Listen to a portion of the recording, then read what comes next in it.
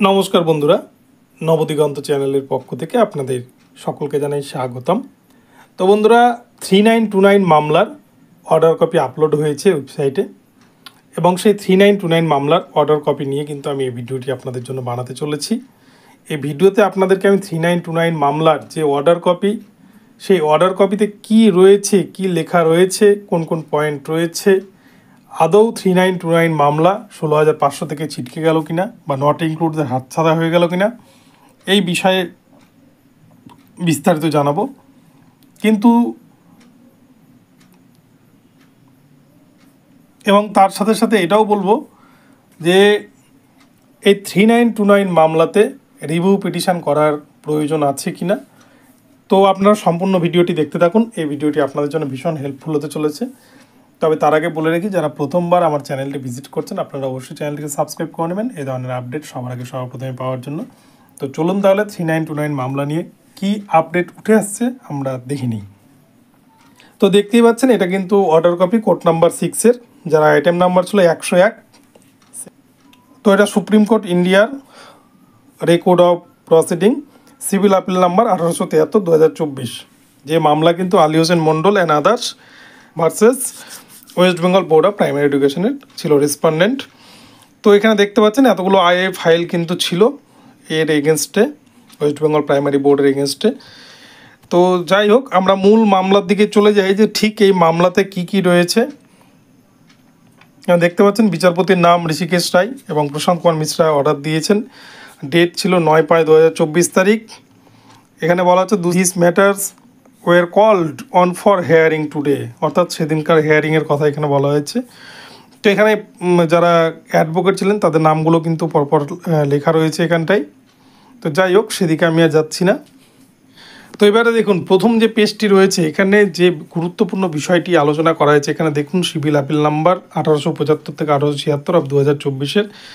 এখানে বলছে the appeals stand allowed in terms of the signed reportable judgment, the operative part of the judgment reads as under, অর্থাৎ যে জাজমেন্টটা দেওয়া আছে সেটা কিন্তু নিম্নরূপ নিচে উল্লেখ করা রয়েছে।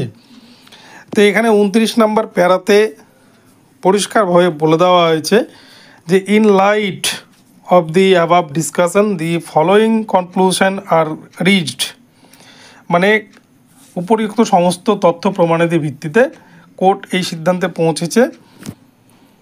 তো এখানে 2 নম্বর পয়েন্ট যেটি রয়েছে, 2 নম্বর পয়েন্টটি সবথেকে গুরুত্বপূর্ণ বিষয়। এখানটাতে লেখা রয়েছে the panel or merit list as notified on 15/2/2021 stood extinguished after expiry of 1 year on 15/2/2022 as per rule 12 of the recruitment rules 2016।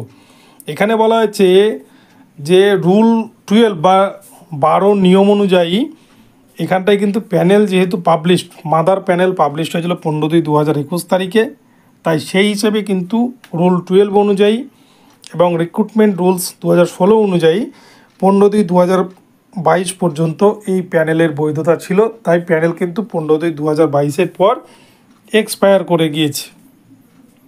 3 নম্বর যে প্যারাটি রয়েছে, no extension by any competent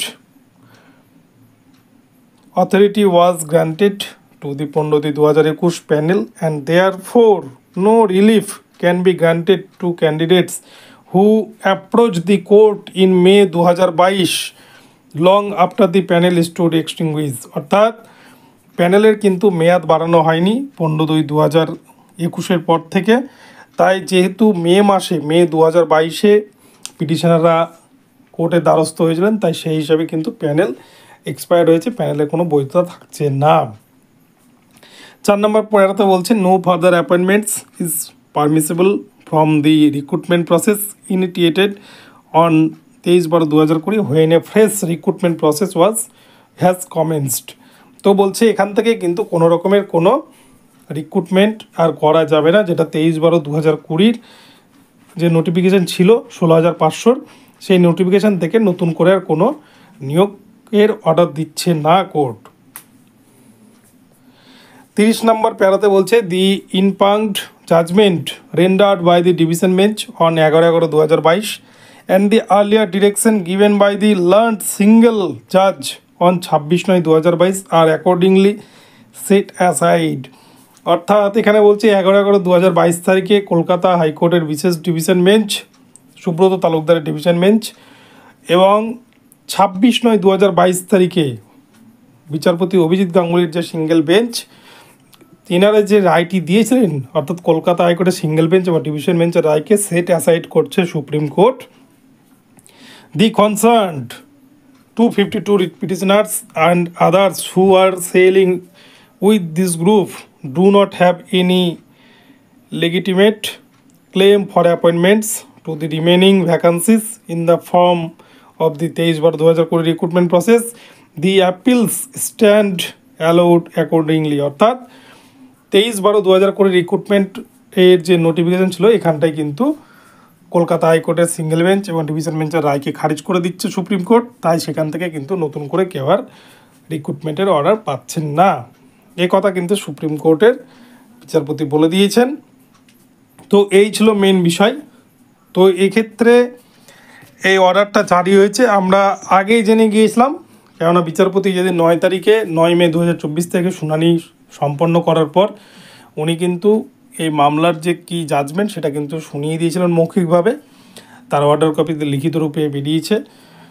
তো এক্ষেত্রে আমি বলবো যে প্যানেল যে এক্সপায়ার্ড হয়নি, যদিও 738টা প্রশ্নবুল মামলা আমরা ধরে নিই, সেটা যদি প্যানেলের মধ্যে না ধরা হয় তাহলে 478 যেটা কিন্তু অফলাইন ক্যান্ডিডেটদের মধ্যে থেকে নেওয়া হয়েছিল সেটা কিন্তু এই প্যানেলেরই একটা বৃহত্তর অংশ, এবং ওই 478কে যদি ধরা যায়, 478 যদি পাবলিশড হয়েছিল সেই দিন থেকে কিন্তু 1 বছর ধরলে প্যানেল এক্সপায়ার হচ্ছে না। তাই এই বিষয়টাকে সুপ্রিম কোর্টের প্রধান বিচারপতির দৃষ্টি আকর্ষণ করতে হবে এবং উপযুক্ত প্রপার ডকুমেন্টস এবং একজন ভালো লয়ার ধরে কিন্তু এই বিষয়টাকে এগোনো উচিত, নইলে কিন্তু 3929 সিট নটিং কোর্টদের হাতছাড়া হয়ে যাবে আগামীতে, আর কিছু করার থাকবে না।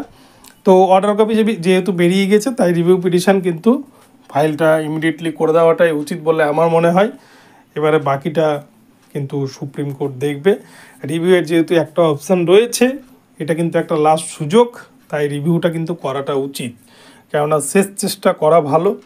আর যদি রিভিউ পিটিশনাররা প্রমাণ করে দিতে পারে যে এই প্যানেল এক্সপায়ার হয়নি, 478-এর যে প্যানেল পাবলিশড হয়েছিল সেই ডেটের থেকে কিন্তু এই প্যানেল কোনোভাবে এক্সপায়ার হতে পারে না, এই বিষয়টা প্রমাণ করতে পারলেই নটিং কোর্টদের চাকরি কিন্তু হাতের মুঠোয়। তো আগামীতে দেখা যাক যে রিভিউ পিটিশন তো হচ্ছে, কিন্তু তার পক্ষ থেকে কী উঠে আসছে।